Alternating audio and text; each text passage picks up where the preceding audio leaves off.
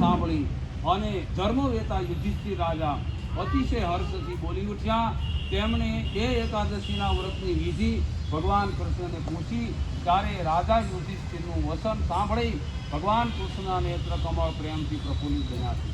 તેમણે એ વિધિ આ પ્રમાણે કહેવા માંડી કે હે રાજન, મુનિઓએ પણ નહીં જાણેલી આ વ્રત વિધિ હું તમને કહી સંભળાવું। દસમનો દિવસ આવે ત્યારે એ વ્રતનો આરંભ કરાય છે। દસમના દિવસે પણ કાસું, અડદ, મરચું, ચણા, પોદરા, શાક, મગ, પારકું અન્ન, કોઈ વાર મીઠું, પછી 10નો ત્યાગ કરવો। ભારતીય વસ્તુનો ત્યાગ કરવાનો દસમનો 11ના દિવસે।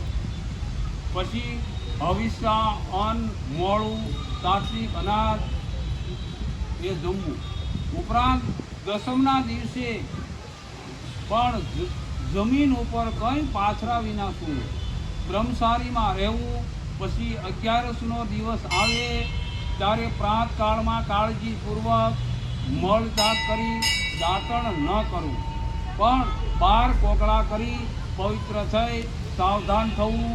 સૂર્યોદય થાય ત્યારે સારી બુદ્ધિ રાખી પવિત્ર તીર્થ પર સ્નાન માટે જવું। ત્યાં ગાયનું સાણ, માટી, તલ, દર્ભ લઈ પવિત્ર થઈ આમળાના સૂર્ણ વડે વિધિપૂર્વક સ્નાન કરવું। એ વખતે માટીને મંત્રથી પ્રાર્થના કરવી કે હે માટી, સેંકડો હાથવાળા ભગવાન શ્રી કૃષ્ણ સ્વરૂપ પરમાત્માએ વારા રૂપે તમારો ઉદ્ધાર કર્યો છે। બ્રહ્માએ તમને આપ્યા છે અને કશ્યપ